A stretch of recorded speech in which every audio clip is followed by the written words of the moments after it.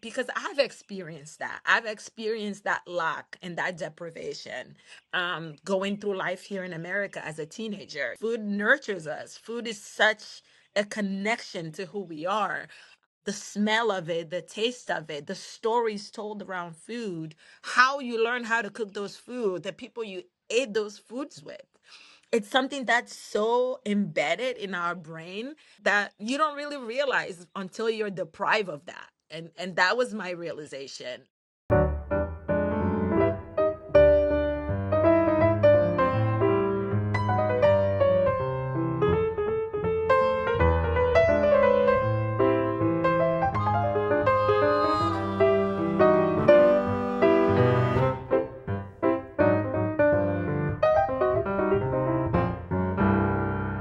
My guest today is Chef Adjo Honsou.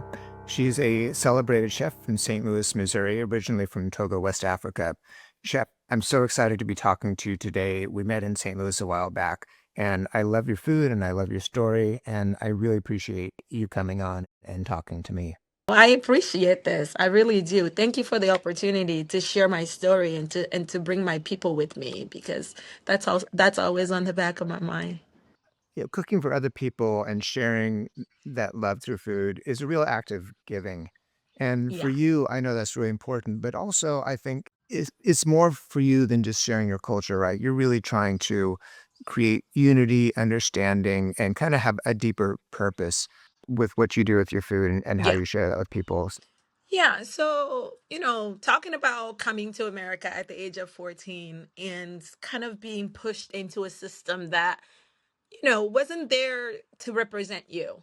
Not by fault or anything like that. It just was the way it was.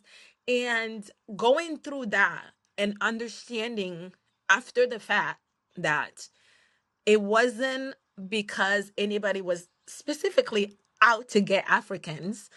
It just was not enough representation around for it to be um for it to be a target, right? For it to be, this is what we need to do. And then I sort of put myself in the shoes of, literally, because I've walked those halls, of the students today that are coming from Africa, the migrants that are bringing their kids here, all of these things. And the stories are the same. Even like adults like myself that also came here when they were younger, the stories were the same of how there was just no representation in the food that we were eating.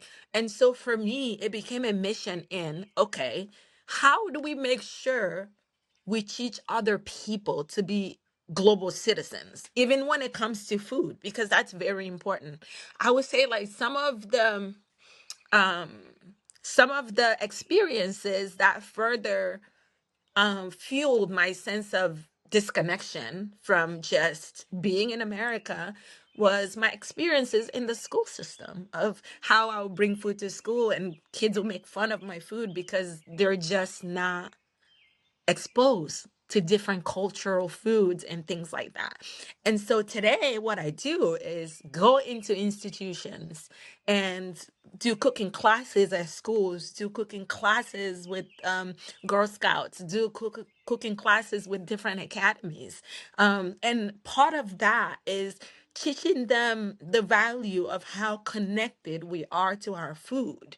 And for kids that can't even begin to explain why they're feeling the way they're feeling, right? Because when I was 14 and I was getting made fun of and all of that stuff, it was it was the processing was just, oh, they don't like my food, they don't like my food, right? But later on as an adult, I realized how deeper that affected me, more than it translated to I don't belong here, right? It translated to, oh, well, because food is so fundamental. So even if you don't even think what I'm eating is okay, then how can I be okay? Right? And that's kind of the translation into that. So trying to build a community around immigrants, trying to build a community around just people in the diaspora. One part teaching us, hey, It's not a matter of not belonging, it's just a matter of exposure. So creating this community around this topic and making sure that everywhere we go, we're bringing ourselves authentically, we're representing ourselves authentically, and we're giving people the space to learn about us, in order to better understand who we are as a culture and as a people. So that's why the community aspect is so important. Xenophobia is always an issue, and I think the more foreign something is to someone, they sort of have that fear of it because it's not Yeah. something they know and understand. And also, I think there may be a little bit of people, people who come to the US feeling like they're rejecting Hmm. being an American because they're clinging on to their past, but people don't understand how important that is and how what a gift that is Yeah. to the US, which is, a melting pot of all these different cultures and all these different traditions and foods and so Hmm. forth. And so the more we embrace that, um, it makes us better people, brings us all Yeah. together with understanding that we should celebrate the differences, but again, we're not really all that different. Not at all. Not at all. And even in food, that's so apparent because one of the things that I really love to do in my classes, especially with children, because Mhm. they're just so curious about everything, and they latch on and they want to know. So the easiest way is to relate things to them. Like I will bring all the ingredients of, say, if we're making a egusi, for example, which is a spinach based stew. The egusi itself is roasted melon. It's melon seeds that's grind into like a fine powder, but it's nutty and it almost mimics kind of like the flavor of something like cheese, but there's no dairy or anything in it, right? So the first thing is I bring the stew and I show it to them and they look at it and nobody can recognize it. They're like, I don't know, something green, something red, and stuff like that. Then I lay out all the ingredients and it's tomato. You know what tomatoes are. Yeah, we do. You can put it on hamburgers and things. Yes, yes. You know what spinach is. This is spinach. You know what onions are. So kind of relating the bowl that they don't understand to everyday things that they actually know and use and understand. And all of a sudden egusi is not something so scary anymore because I don't understand the name of it. Oh, Mhm. I know everything that goes in it. It's just made differently and it's called differently. But in actuality, this is just like a red spinach dip without cheese, right? Yeah, it is a red spinach dip without cheese. And so making it very relatable takes the scariness out of the unknown. And I would say, like, we've had so much success because a lot of the time our first time triers are there with their kids because the kids are like, Mom, I want to try fufu.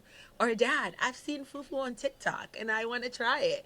And so that almost always, brings the parents along because the Mhm. kids are so open-minded to explore and find out what they don't know, versus I feel like us adults, we can kind of be set in our ways a little bit, and so we get to a point in life where it's like, mm-mm, what I eat is what I eat. I know what I like. You're not even willing to, explore outside of that. So another one of the reasons why we tend to focus a lot on institutions and schools and places that are dealing with young people and the youth and things like that. People, adults in the US like going out and having Italian food or Chinese food or Japanese food, but African cuisine is not really very well known. Yeah. So, what defines the Yeah. flavor profiles for, Mm-hmm. West African cuisine? Cooking methods, other things that Yeah. sort of distinguish it, and with these components, you would recognize this as, food that's culturally appropriate. Culture. So I think West African cuisine, we are very we're defined by mostly bold flavors. If you're eating anything West African, you're tasting the ginger, you're tasting the garlic, it's and then there's build up of flavors. there's never just this one thing that you're tasting. You're tasting this, and then, oh, there's also this. And as you swallow, oh, there's also this. There are all these different notes, right? There are a kind of mixture. And that's because we cook by building flavors, right? You start with maybe just oil, and you caramelize onion, and you add garlic, and you add this thing, and you add this thing. And then at the end of it, you're looking at one mostly homogeneous something in a form of a stew with some kind of a protein in it. But when you take that bite, all of those flavors are just then deconstructed in your mouth, and then there's always this aftertaste that just stays with you, and it's such comfort food. And it's food that just sticks to your rib, and it's food that, stays with you a long time, which kind of makes sense as the culture that we are, because everything is always on the go. People are on the way to the market, people are going to the farm, people are going fishing, people are doing this. So you really don't have time to eat in the morning, eat 2 hours later, eat, so you can, there's not that. So you need something that of sustenance. And then we always have fillers. So fufu is kind of a filler, right? So it's, you would take the fufu, you would dip it in the stew, and fufu is very starchy. Doesn't matter when you make it with plantain or cassava or yam roots or anything like that, very starchy. So it's meant to keep you full all day while you're on the farm and, cultivating, or where you're out to sea fishing, or where you're out to the market walking about selling stuff.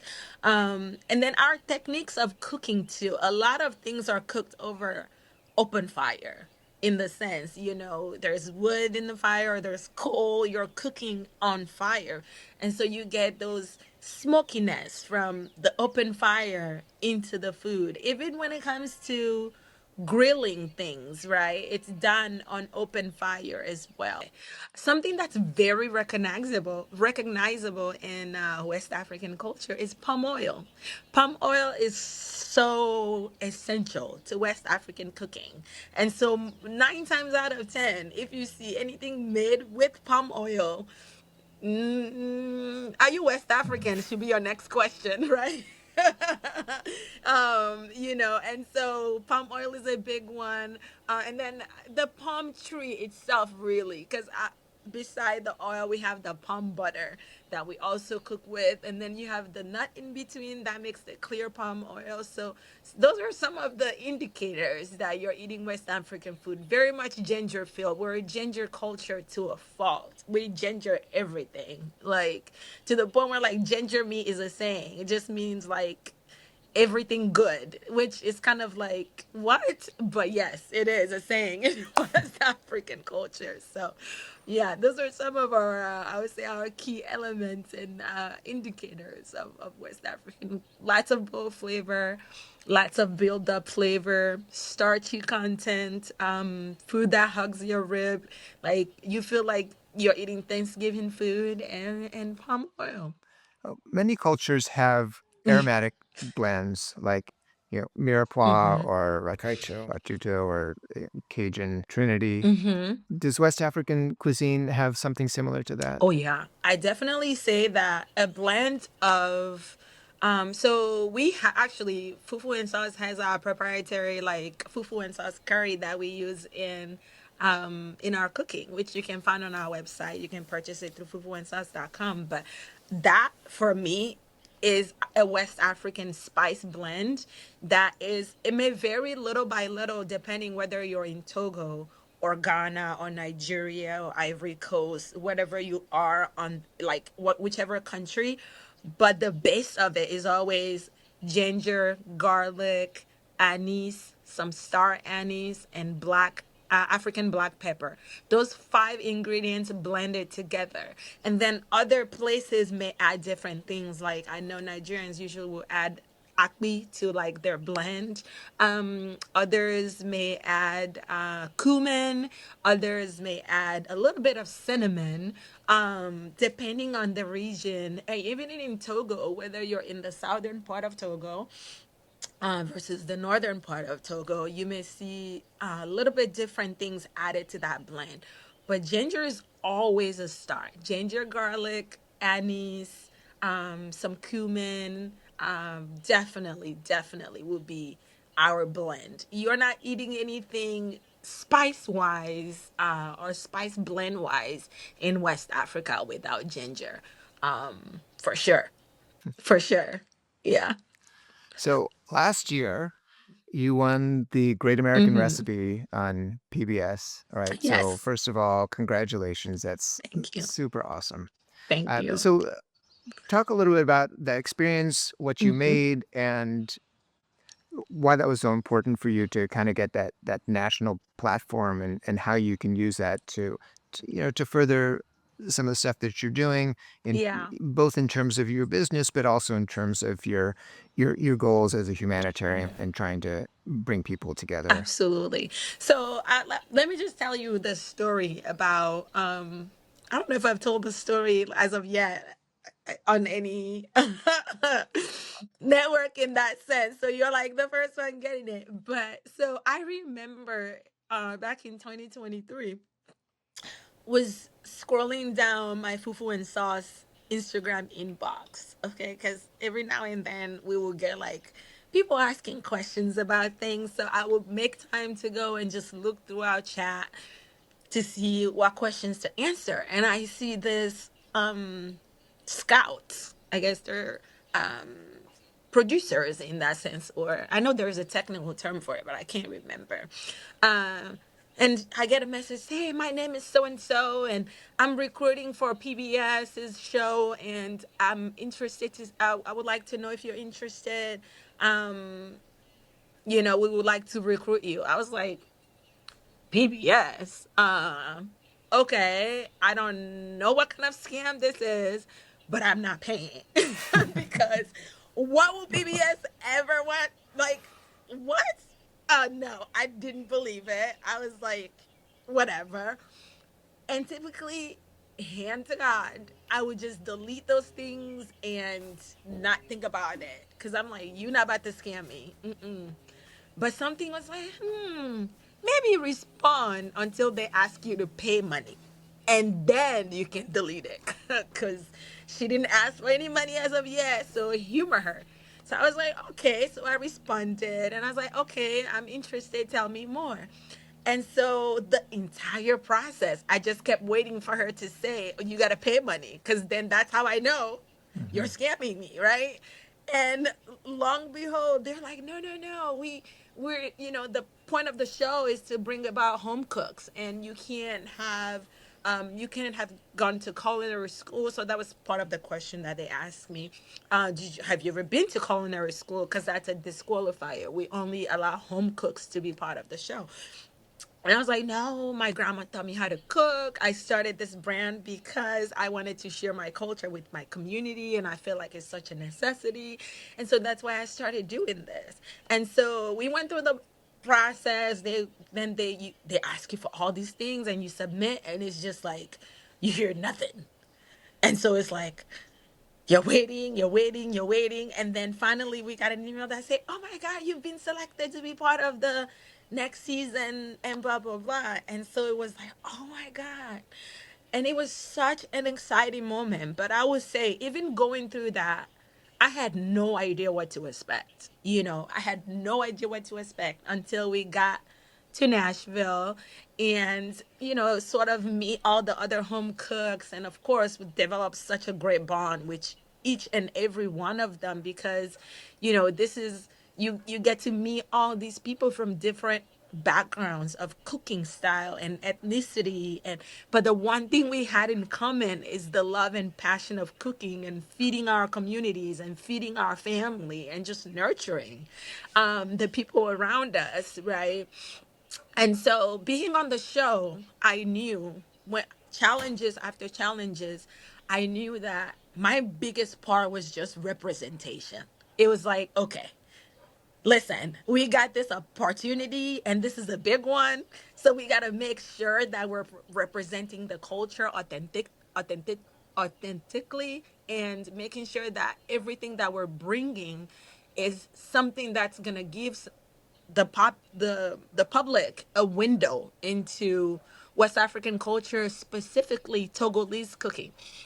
So a lot of the things that I made were complex and difficult, because I just felt like, listen, if we already don't get, you know, the visibility I feel we deserve as far as, a culture and like the type of food we make. So this is the opportunity to show that, African food is elaborate and it's flavor filled and it is intentional and it's nurturing and it's nutritious and all of that. And so in every dish that I made, I didn't take the easy way out. I wanted to represent my culture. I wanted to bring to light all those recipes that my grandmother has taught me from, age 8, that I've taken on for my life. And I wanted to bring along things that I made for my friends and my community, the things that they truly love and enjoy about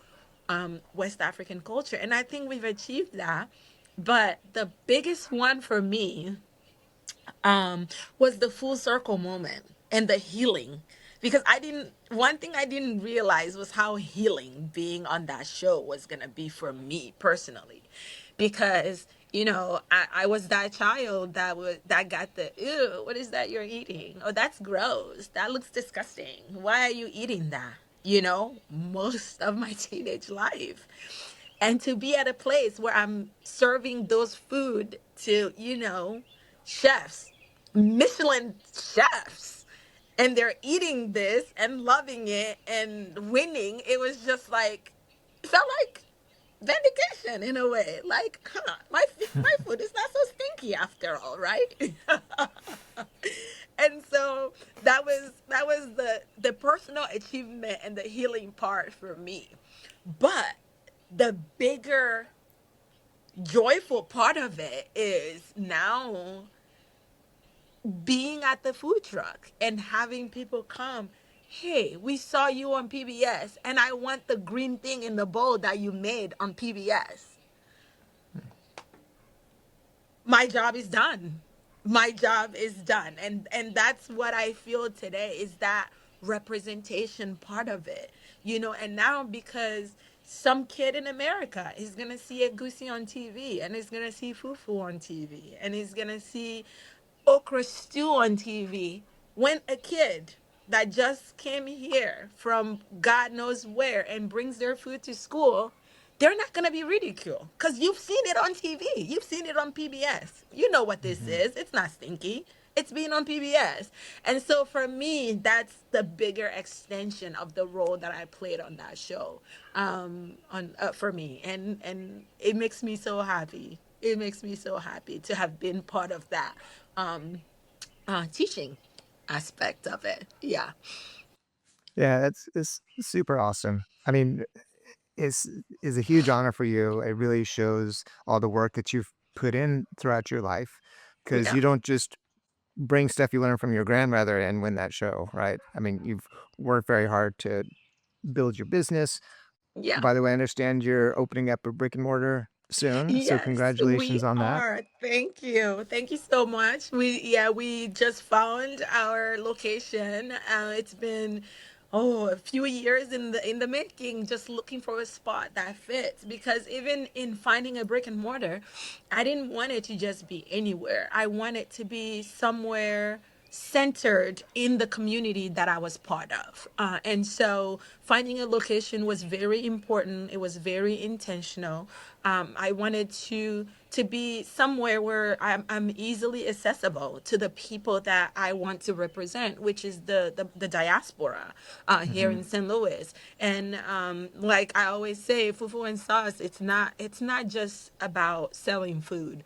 It is very, very far from that. It's about, you know, extending this, come explore, come be with us, come be in community with us, share our food, and by extension, learn about us as a people and as a culture, and we've begun to do that a little bit with the food truck, because people come and they say, oh, I want fufu, but I've never tried it. And they try it and they like it and they're like, huh, where is this from? Togo. Okay. I've never heard of Togo, but now I'm going to go look it up and I'm going to learn something about it. And then, the next time they will come and they'll be like, oh, while learning about Togo, I found out that Nigeria and these countries do the same thing. So it starts the conversation and it picks that curiosity and it extends into just them wanting to know and explore, and that is why I do what I do. And so with the brick and mortar, it's gonna even allow us to do that, but in a deeper level, because then we'll be rooted in a location where they can come to, and in this space, you are welcome. You are Hmm. welcome here. Doesn't matter who you are, you are welcome here. And that's the message I want to convey with that brick and mortar. And we've done well with the food truck in that regard. So I'm excited to see how big and influential our community is going to become with this space for sure. Yeah. Yeah, I can't wait to see it open. It's such a big achievement, and it's so much work, as you know. Are Thank there you. particular Togolese or West African dishes that are really for you comfort food that kind of bring you back home when you have all the stress in your life and Yes. you just kind of need that? A Yes. and B, what are some of your favorite dishes from your cuisine? And C, what are some Hmm. of your favorite foods outside of West African cuisine?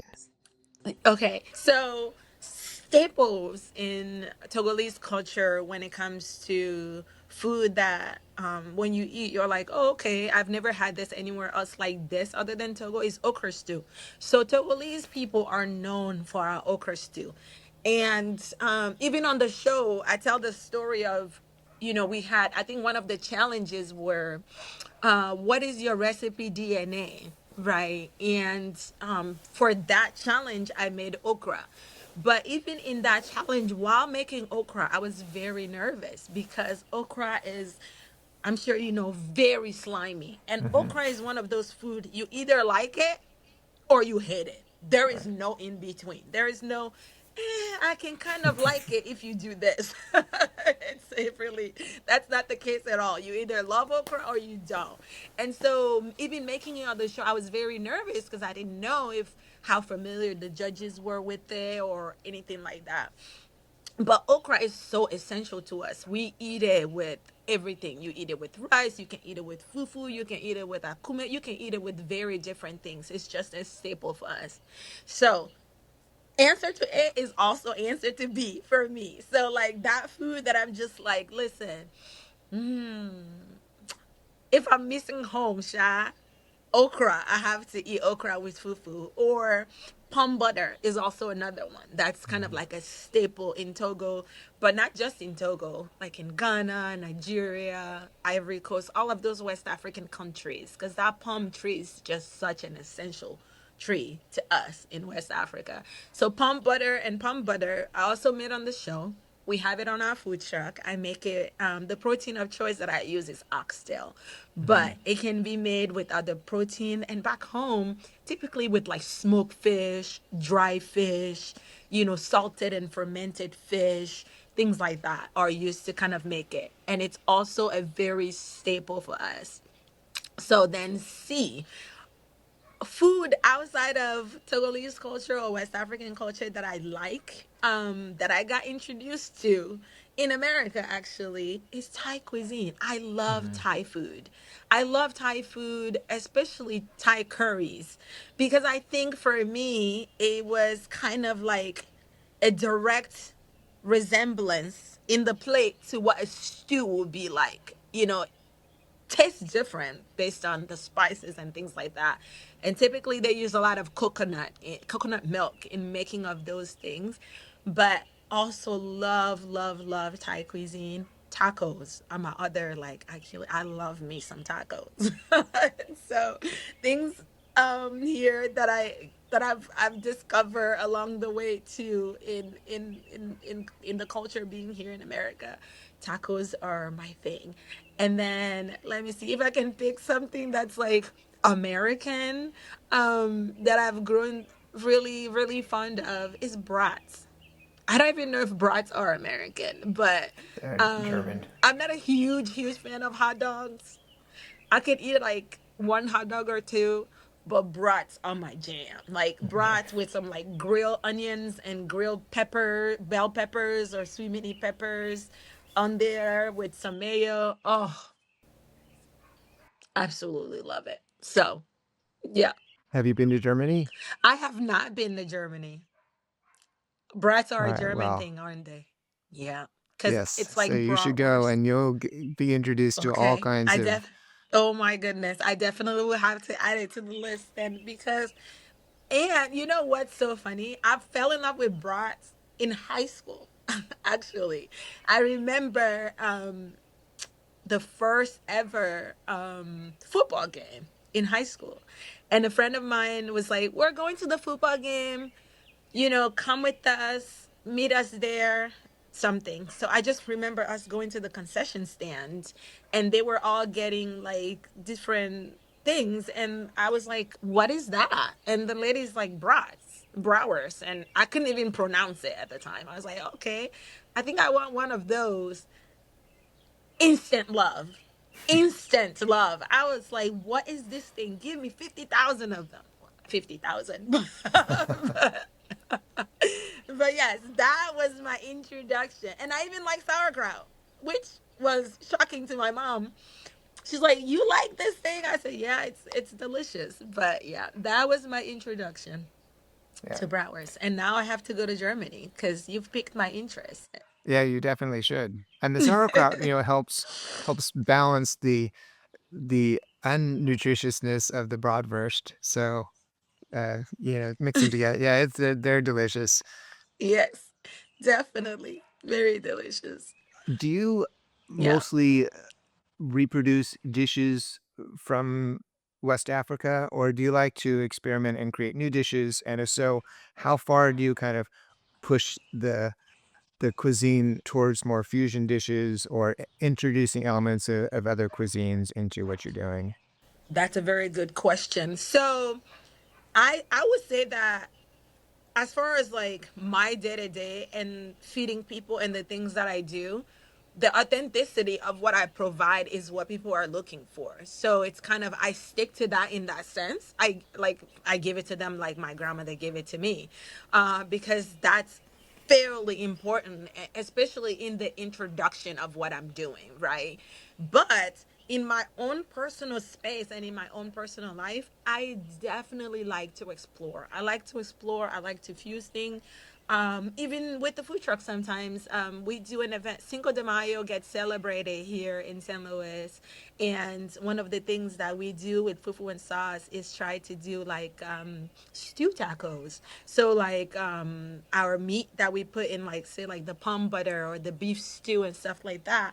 So those meat is then transferred onto tacos. So it's like you're getting this pretty much almost like a numb dipped in stew texture of tacos. So I kind of like do fusions in that way, but exploratory, not necessarily like to cater to other people or to like give to other people, just to explore amongst friends and things like that. Then my latest obsession has been like Asian and Chinese food, because May, my bestie May from the Great American Recipe, when I went to go visit her, showed me how to make fried rice the way they Hmm. make it.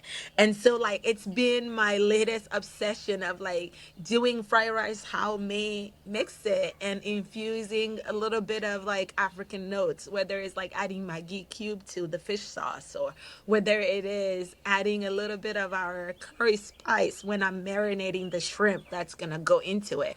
And what that does is just adds a little bit of notes that are different than the way she's make it. So to answer your question, yes, I do explore and I explore often, but it's just for myself, for my friends, and for maybe like things that are not so rigid in the mission of what I'm doing. Because the mission is to bring West African culture and food to the forefront. So, in order to do that, I kind of have to preserve the authenticity of what it is, until I feel we've gotten to the point where it's like, if I were to give you, a fusion of it, you would know the difference. But I'm afraid right now Hmm. people don't, because they don't even know what the authentic one is as of yet. So I kind of just stick to that.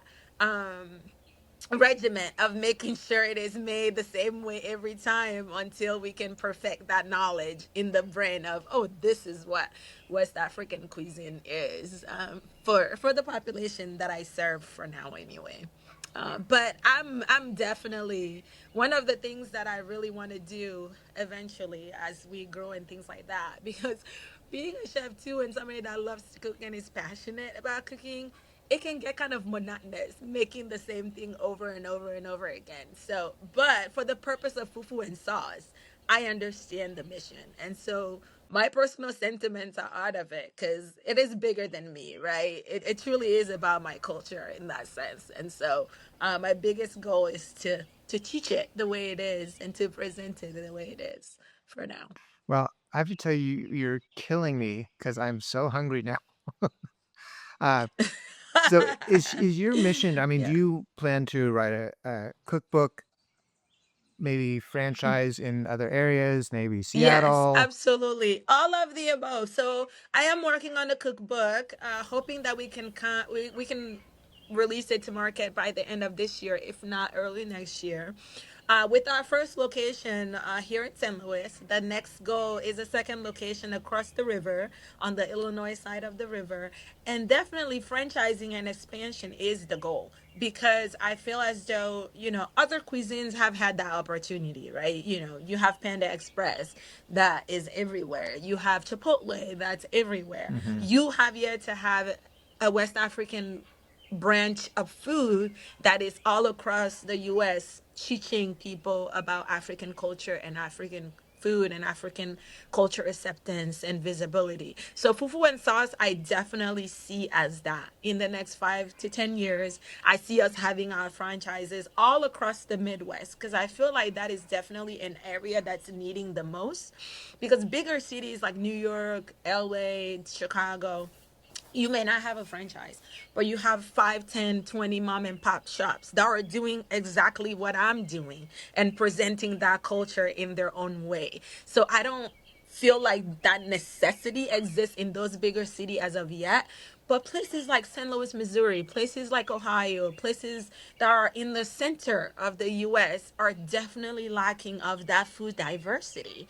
And most often time, the migrants that get left behind are those in those areas where nothing around them looks like them, talks like them, eats like them, sounds like them. And I feel like it is part of my mission to kind of, you know, infiltrate that a little bit. And that's what I'm hoping to achieve in the next 5 to 10 years. And then after that, we'll do more expansion outward. Another component of fufu and sauce for me is our curry spice, right? So right now we have our curry spice that can be purchased from our website, like I mentioned.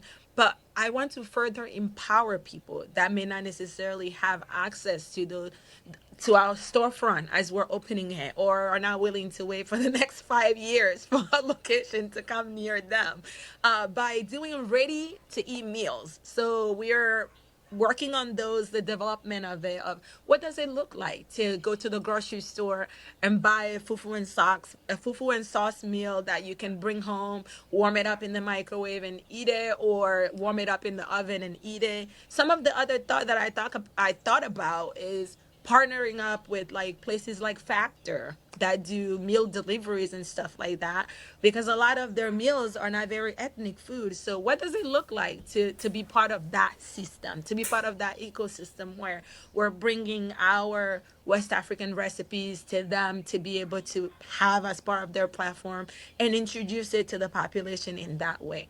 So definitely have things in my brain that are going that we will bring to fruition, and we just keep needing the support and the growth and the visibility. So I'm very grateful to get this opportunity to share my story, of course, because as we do more of this, the visibility comes with it as well. So yeah, I so those are some of the things that we're working on for sure. So excited for the growth and what is to come and to continue sharing my culture and my people. And another part of it too is doing manufacturing back home. That's a big goal of mine. And I know that's going to take time, but our curry spice. Like I said, I import them from Togo, and then we have McCarthy spice here in St. Louis that helps us with the production aspect of it. But I would love to be able to open a manufacturing site in Togo where all of our curry is produced, because what that does is employ my people in Togo and make sure that they're also part of the economy of what we're sharing, and not just me, or not just the employees that we have here, or not just the team that we have here. I want to empower my Togolese people and my West African people. Like, no, you are part of this process. You taught me what I know, so I want you part of this process, as well. So, yeah. Oh, Chef, you're such an inspiration and a great role model. And I love what you said about so many kids, regardless of their background, Hmm. struggle growing up, feeling isolated, feeling like they're not accepted, including kids who seem to be accepted. Everyone has their own insecurities, and Yeah. being able to show people through food that this is okay. It's okay to be different. It's not just that it's okay, is awesome, right? Yeah. To introduce these new foods. A few years ago, Kenji Lopez wrote a book, a children's book about different cuisines called Every Night is Pizza Night. And it's a great little book for kids because Okay. it's about how being open to trying different cuisines and different foods and learning more about different cultures that way, they are all wonderful in Hmm. their own Hmm. ways. And so being open to that, really helps people develop as people, but also brings us together and makes us feel like what we are as individuals and our culture also is okay and should be celebrated. Absolutely. Absolutely. And I would say this: I have yet to introduce African cuisine to a kid that then said, "Oh, I never want to eat what I was eating before." Right? That's never happened yet. So it's not that they're forsaking what they knew. It's just something extra that now they're interested in, and I think all that does is just broadens their mind of the possibilities that are out there that they just don't know about. And we see that time and time and time again in our classes, in our takeovers, and the biggest thing too, when I started, especially with the university takeovers, I had a mission. It was just food was boring in college, and I'm gonna change that. Cause what? That was the biggest thing. And then on top of that, I was like, well, a lot of institutions, mainly colleges, has international students. And I remember going to school as an international student where it's like, you're catered to in the terms of, oh, we have all these things that's going to make your life easy, but institutions forget the number one thing is the food. The food is what connects the brain back to home. And so when I started doing that, I was just set out to make food better, make sure African students are seen. But I cannot begin to tell you how many students from all different cultures that came about. Like, I remember a gentleman from Latin America, and he came and grabbed food. He said, "Oh, my friend from Nigeria came back to the dorm and said that there was African food on campus and they had plantain." Well, I'm not African, but in Latin America, we make plantains, and I just wanted some because the last time I had some was before I came on campus in August, and I haven't had plantains since then. And when I had it, it took me back to my mom's kitchen. I sobbed with them, Mhm. literally sobbed with this stranger boy from St. Louis University that I've never met in my life, because I understood exactly what he was feeling. Exactly what he was feeling. And that's when I started to realize how much food crosses all our boundaries. Like, it's not, plantains are not a West African thing, they're a Caribbean thing, they are a Latin American thing. So I began to just see how food just migrates from culture to culture to culture.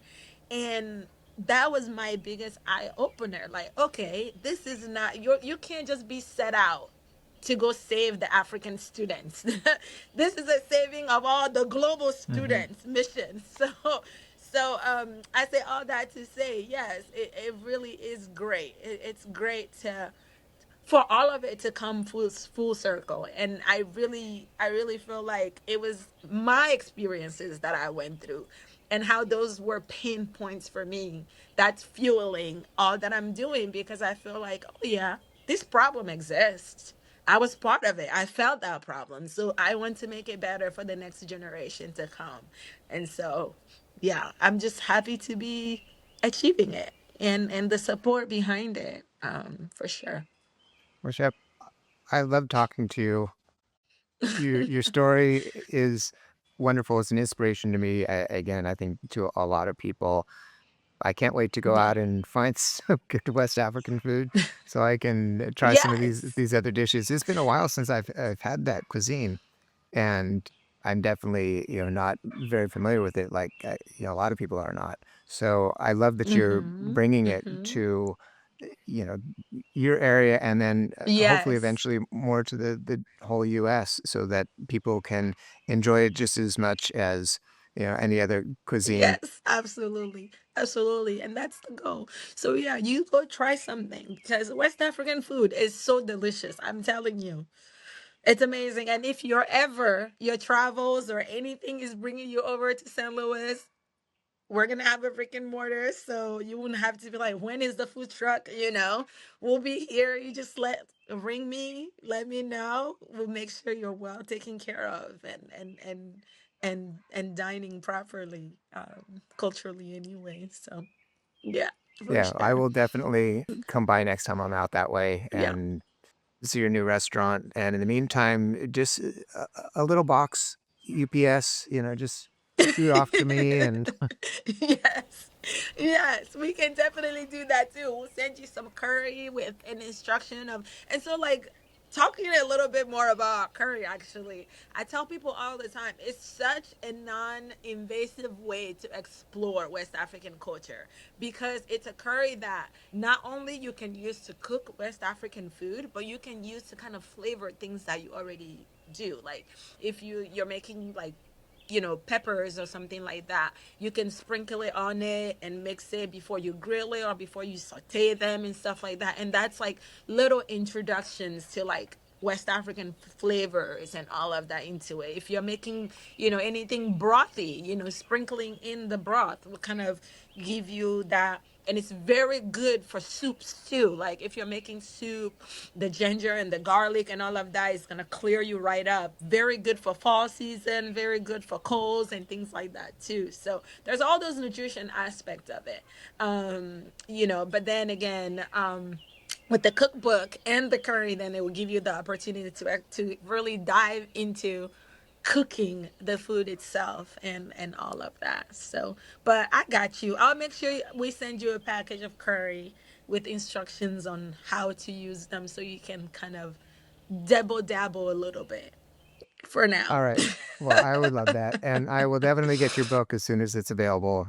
That sounds like a really fun thing Thank to you. go through and do. I know how much Yes. work writing a book is. So on top of everything else, Yes. opening a new restaurant, all of these ventures, all the Yes. community work that you do, is a lot. So I admire your Thank work you. ethic and all that you do Thank for you. the community and the culinary world in general. Thank you. Thank you so much. Yeah. Thank you for having us.